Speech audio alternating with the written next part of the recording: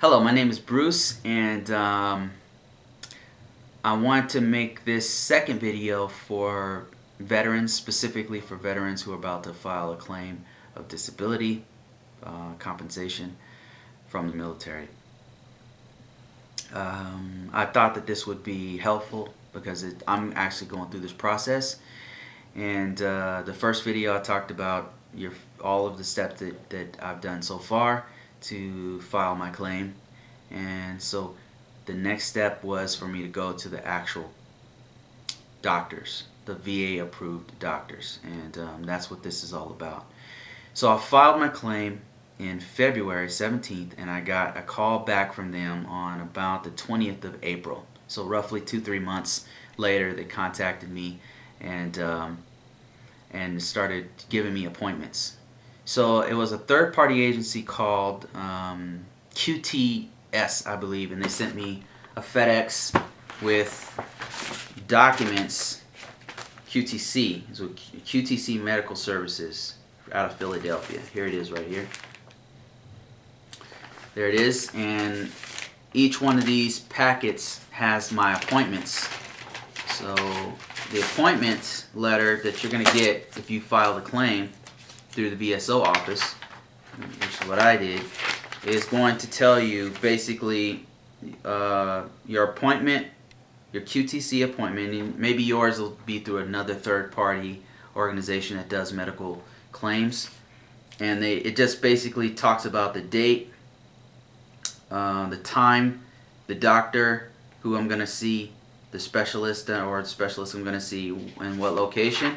They have me fill out a claimant medical history. It's very quick, 2-page, 1-page document in some cases.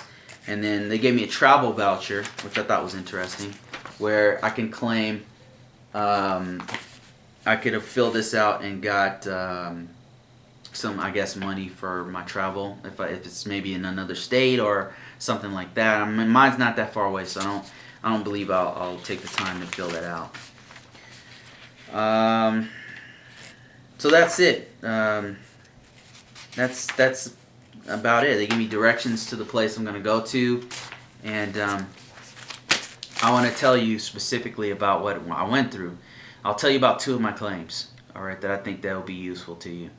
One of my claims, the hardest one for me, was the seeing the psychologist. When I was in the military, I did see a psychologist for some of the stuff I was going through. So hopefully that helps my claim. I don't know. If it doesn't, I'll just refile because I definitely have some issues with this. So it was not easy for me. Basically, the guy. And one thing you have to understand about this is that these guys aren't there to treat you.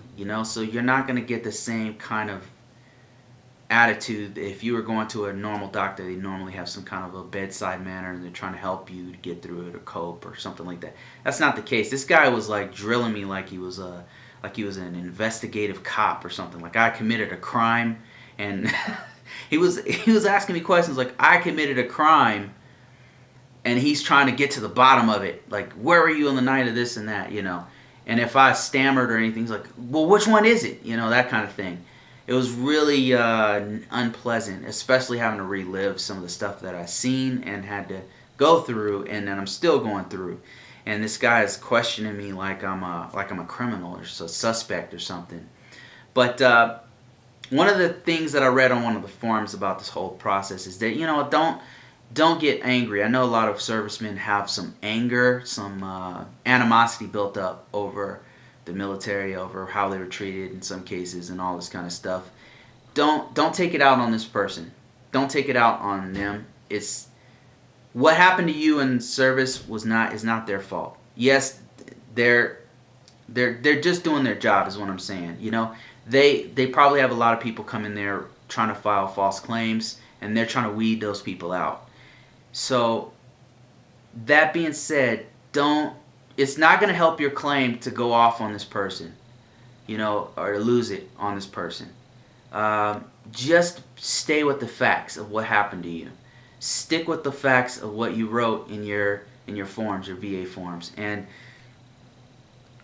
just tell them exactly what happened, what you're feeling, what what occurred, and just be as real as possible. Tell them and don't hold back. Do not hold back on your emotions. Like, this is what happened. This is how I feel. Here's why it's affected my life. Here's how it affected this. I got a divorce as a result of this. I have these kinds of feelings when I'm in this kind of place. Be as honest and forthcoming as possible with how you feel, and that's something that, especially as men, we kind of try to hold back and guard our feelings. Don't hold back. Tell them exactly how you feel, and that's exactly what I did. It was not pleasant. It was like I had to relive stuff that I went through when I was there, in Afghanistan. I don't want to do it again, but if I have to, if they deny my claim, I'm definitely going to go back. I'll go back as many times as necessary. So that was that one. The other ones were pretty easy. I have a back claim, and I went there, and all they did was I went to my appointment. This was much different. They weren't trying to give me the third degree or anything. They were very nice. They weren't trying to treat me or anything, but they were just asking me questions, and then they had me see what my range of motion was on my back. Then after they measured me on a few things, a few different ways. Had me, do things like lift your leg and does that hurt, and try to touch your feet and all that kind of thing, just to test out my mobility to determine if I've actually lost any functionality in my back. Okay, and then the next thing they did was they X-rayed my back and what they thought was the affected area, and did a couple X-rays of where I claimed that the damage was, and then that was it.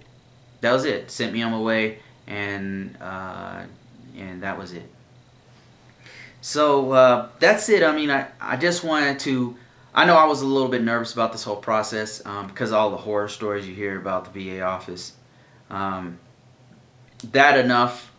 All the horror stories that I heard throughout the years was enough to dissuade me from ever going to file a claim or anything like that. It was enough to just me want to distance myself from all the stuff that's been going on with people not getting claims after they're been damaged or not being seen by the VA. I thought there was nothing there for me, but that's not the truth. Just get through the process. I know it's a pain, but remember, they have thousands of peoples and thousands of claims that they have to deal with, and that's why it takes so long. BSO office will help you out. Like I said in the first video, don't lose faith. You served your country. If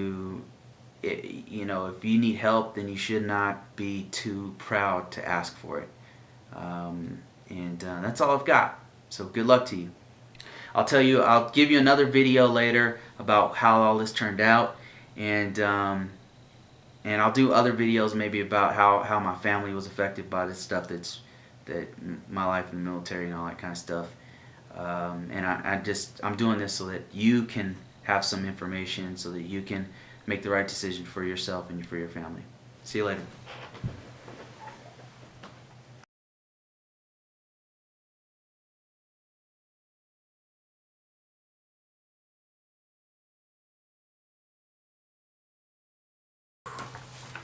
Hey, this is Bruce Brown, and this is the third part of the VA claim series that I've been doing. And this is really just to help my fellow vets out there, and I want you to be in a place where you can confidently file this VA claim and don't hold back. So this one I'm going to be talking about what my results were. So in the first one we talked about finding a VSO. My recommendation is go to your local VSO. And then the second one I talked about how it was to go to the actual the VA approved medical places that I had to go to. Just gave you a brief breakdown of what happened. This third one is going to be about the results that I had and what forms you should fill out. So that my purpose here is to help you to fully and confidently go through this process and don't hold back like I did. If I could do it all over again, I would do it as quickly as possible. And I would get my medical records with me. I'd have my civilian medical records that can substantiate the problems that I'm having, and I would also bring my records from, if I could get hold of them, the medical